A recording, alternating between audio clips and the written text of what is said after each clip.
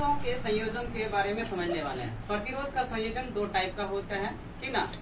जैसे हम लोग कहते हैं दो टाइप से, जैसे हमारे घरों में चाहे किसी भी श्रेणी क्रम में जोड़ा हो, चाहे श्रेणी क्रम में जोड़ा है, चाहे पार्षद क्रम में, दो तरीके से जोड़ते हैं। जैसे हम लोग पहला स्टडी करने वाले हैं किसके बारे में, श्रेणी क्रम में। श्रेणी क्रम संयोजन होता क्या है, वो किस प्रकार से एक प्रतिरोध दूसरे प्रतिरोध से जुड़ा हुआ रहता है, उनके बारे में स्टडी करने वाले हैं और उनको साथ ही प्रैक्टिकल के साथ समझने वाले सीरीज को कैसे हम लोग जोड़ेंगे उनको।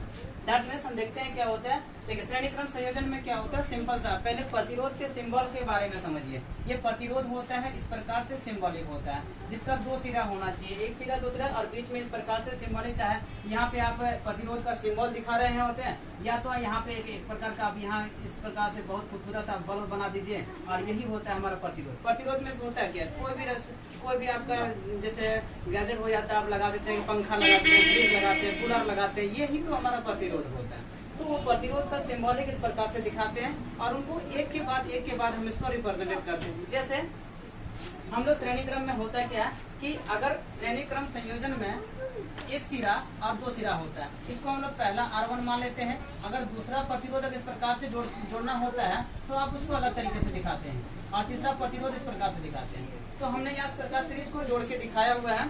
तो R1 में क्या होता है कि यहाँ से देखना है कि इस प्रतिरोध में एक पहला सिरा होता है और दूसरा सिरा होता है।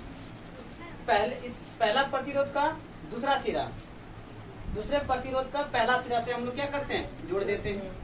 फिर दूसरा प्रतिरोध का दूसरा सिरा तीसरे प्रतिरोध का पहला सिरा से जोड़ते हैं।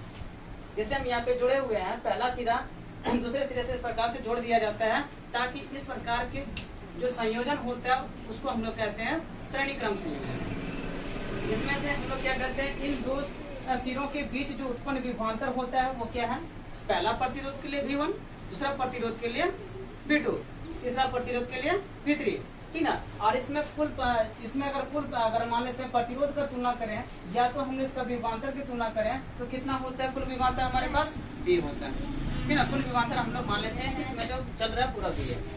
और यहाँ से हमने क्या कर लिया, एक सेल से तीनों प्रतिरोध को जोड़ दिए हुए हैं और जोड़े हुए हैं, और इसमें बहने वाली जो धारा है वो क्या है, I है।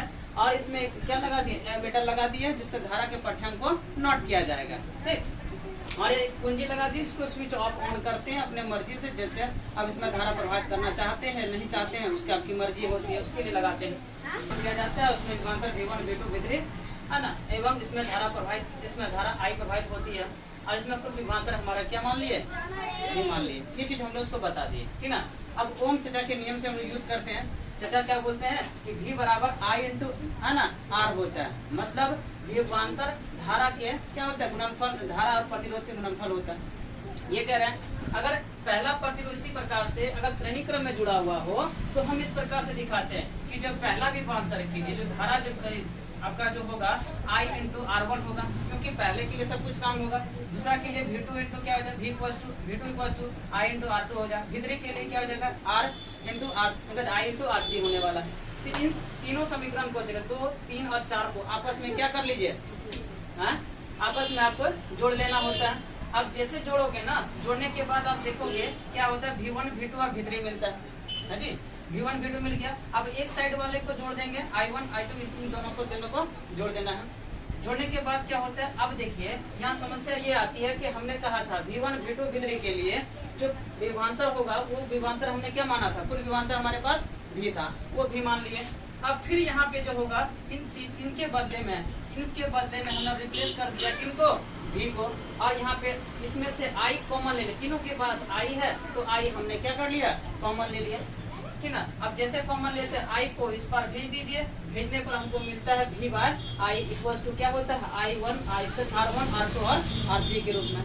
अब जैसे R1, R2 मिलेगा तो हमको पता है कि V बाय है ना I इक्वल टू क्या होता है, R क्या होता है, प्रतिरोध R के बराबर। तो R इनके बदले में रिप्लेस कर दिया किनको, R को, और R1, R2, R3 रह गया, इसलिए और यह करके हम लोग लिख सकते हैं, अगर प्रतिरोधों की संख्या अनंत हो, प्रतिरोध बहुत सारा हो, तो हम क्या करेंगे, तो हम लिख देंगे R equal to R1 plus R2 plus R3 plus dot dot dot dot करते Rn तक चल जाएंगे कि हम लोग प्रतिरोधों की संख्या हमने क्या कर दिया, बहुत सारे कर दिए, ठीक ना।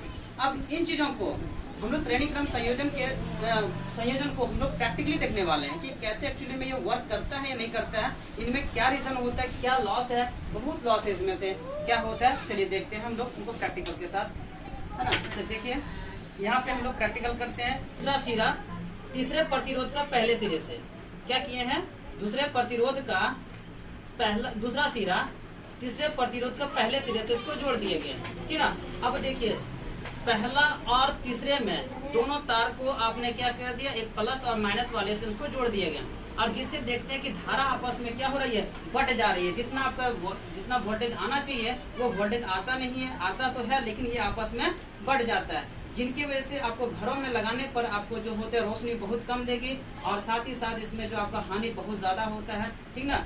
और इसी प्रकार से आपके पास पार्श्वक्रम संयोजन में, जैसे घरों में यूज करते हैं पार्श्वक्रम संयोजन के लिए करते हैं, उनमें अब बल्ब जैसे ही लगाओगे ना तो वो क्या होता है, बहुत आपका रोशनी करने वाला जितना वोल्टेज होता है उसको मतलब नहीं होता।